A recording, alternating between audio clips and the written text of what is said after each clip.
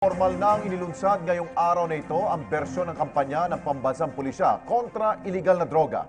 Matapos pansamantalang ipatigil ang operasyon ito upang magbigay daan sa paglilinis sa kanilang hanay mula sa mga police scalawags. Pagtitiyak pa ni PNP Chief Director General Ronald Bato de la Rosa na ang mga pulis na bubuo sa bagong unit na ito o yung Anti-Illegal Drugs Group ay walang record ng katiwalian. Detalye mula kay Joy Gumatay. Joy.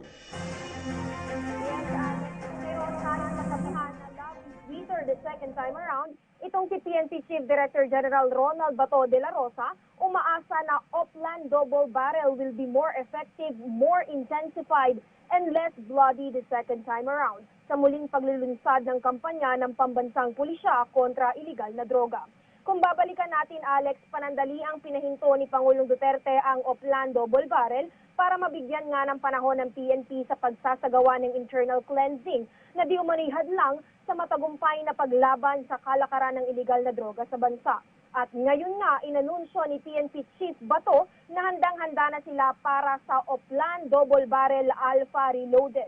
Ang pinaigting na kampanyang ito ay nahati sa dalawang bahagi. Ang una dyan ay nakatutok sa pagsasawata sa mga high-value target drug personalities, habang ang pangalawa naman ay sa reformed Oplan Tokhang, kung saan imbis na mga pulis, mga opisyales ng barangay at mga kinatawan ng simbahan ang kakatok sa bawat bahay para hikayatin ang mga drug users at drug pushers na sumuko na at pumasok sa rehab centers para makapagbagong buhay.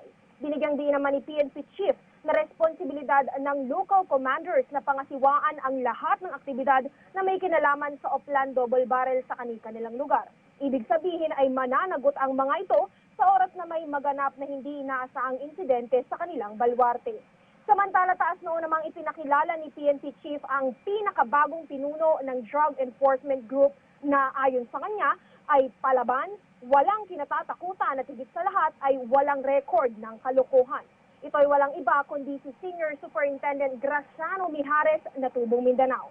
Nangako si Mijares na gagawin niya ang lahat para maiwasang maulit-muli ang mga pagkakamali ng pambansang pulisya sa unang bahagi ng Oplan Double Barrel.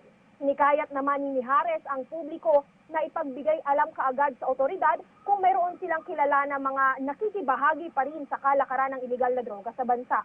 Gamit ang mga numerong ito para sa Globe users, 0917-895-0544. At para naman sa ating mga kababayan na smart users, gamitin lamang ang 0998-999-2286.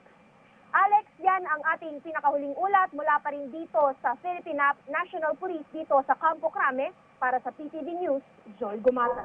Okay, maraming salamat, Joy Gumatay.